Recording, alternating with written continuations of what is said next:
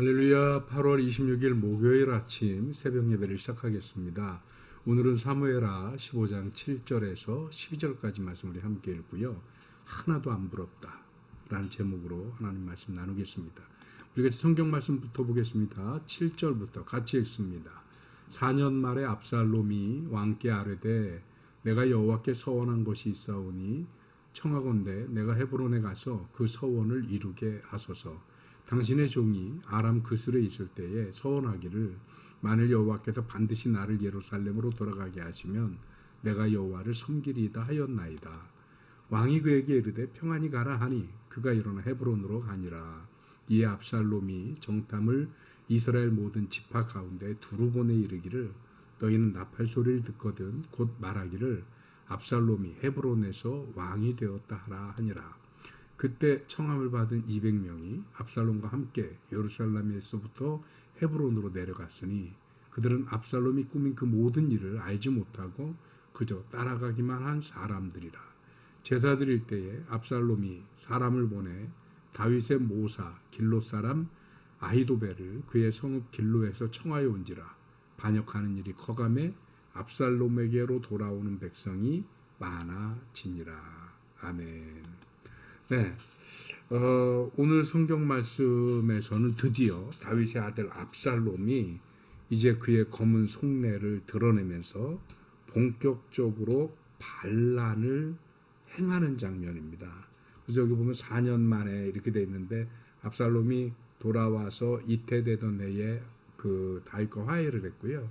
그리고 나서 그 다윗의 허락을 받은 상태에서 예루살렘에 거하면서 이스라엘 백성들의 마음을 훔쳤죠. 그리고 그렇게 훔치기 시작한 지 4년 만에 이제 어지간한 세력도 얻었고 그리고 추종자들도 생긴 거죠. 그래서 그 추종자들을 데리고 헤브론에 가서 이제는 자기 왕국을 세우고 싶은 거죠. 그런데 거기까지 가야 되는 명분을 찾기가 힘들어요. 그래서 다윗에게 헤브론으로 보내달라고 청합니다. 근데 이때 압살롬이 하나님을 이용해 먹습니다. 자기가 하나님 앞에 서원한 게 있는데 그술 땅에 있을 때 만일 내가 예루살렘으로 돌아가면 하나님께 예배하겠습니다. 서원한 게 있는데 이제 그걸 좀 지키고 싶습니다. 하나님을 이용해 먹는데 사실 다윗은 하나님 그러면 꼼짝 못하는 사람이잖아요. 그 다윗을 알고 이런 그 일을 꾸민 거죠.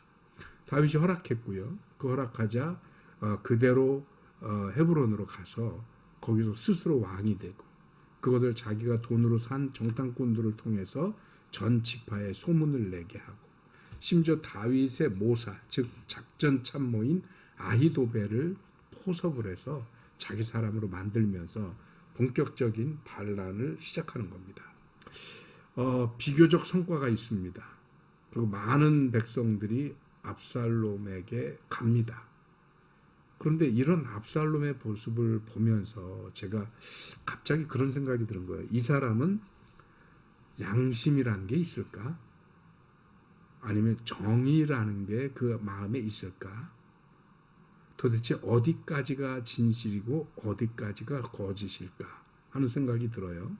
왜냐하면 지금 압살롬의 살아온 흔적을 보면 다 일을 꾸며서 사람을 속이고 거짓말하고 심지어 아버지의 눈을 속이기 위해서 하나님을 이용해 먹거든요.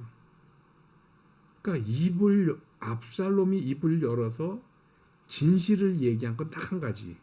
자기 욕심, 자기 야망을 위해서 행하는 것 외에는 진실이 없어요. 나머지는 다 거짓말입니다. 정말 양심이라고는 눈꽃만큼도 찾아볼 수 없을 만큼.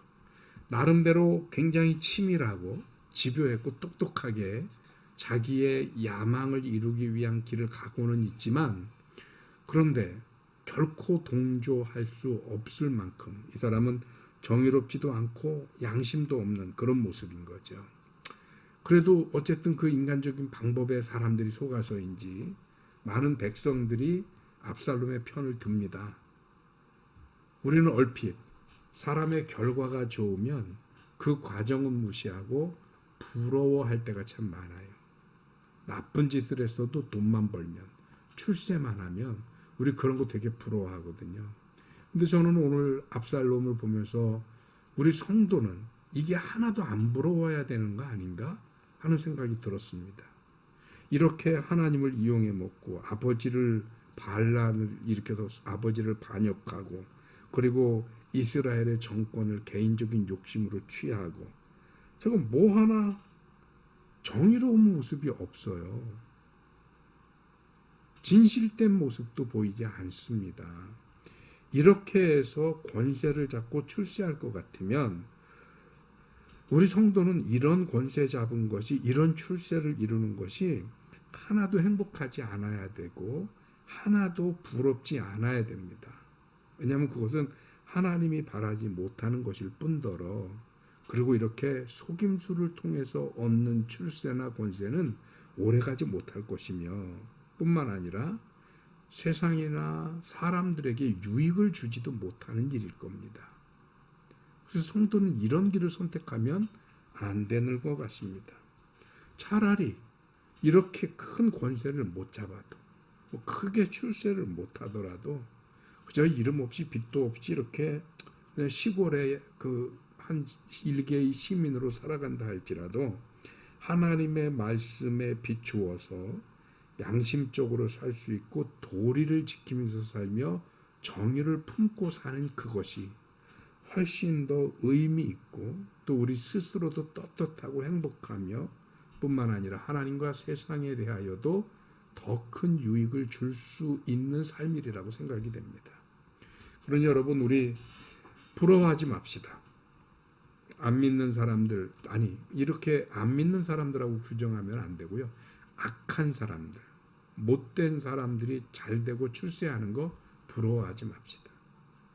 못된 사람들이 잘 되는 그것 때문에 상처받지도 맙시다.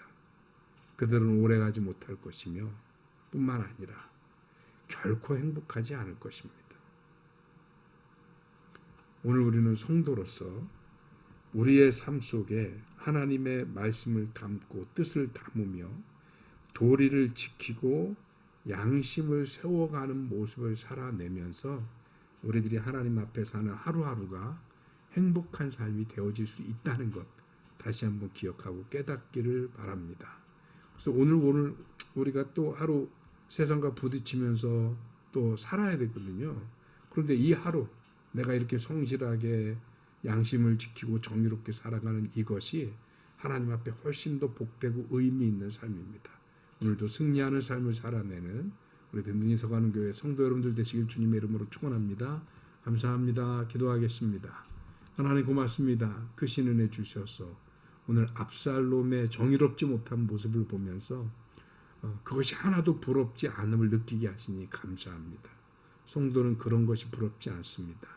악인의 출세, 못된 사람들의 특세 이런 건 결코 하나님이 내버려 두실 일이 아니며 성도가 취할 것이 아님을 깨닫습니다. 오늘 비록 누구처럼 출세하지 못하고 누구처럼 떵떵거리지 못해도 하나님 앞에서 부끄럼 없이 정의와 진리와 도리를 지키며 살아가는 하나님의 백성들 되게 하여 주옵소서.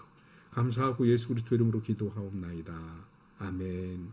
감사합니다. 새벽 예배 모두 마쳤습니다. 오늘 목요일이었고요. 내일 금요일 새벽에 만나겠습니다. 오늘도 승리하십시오.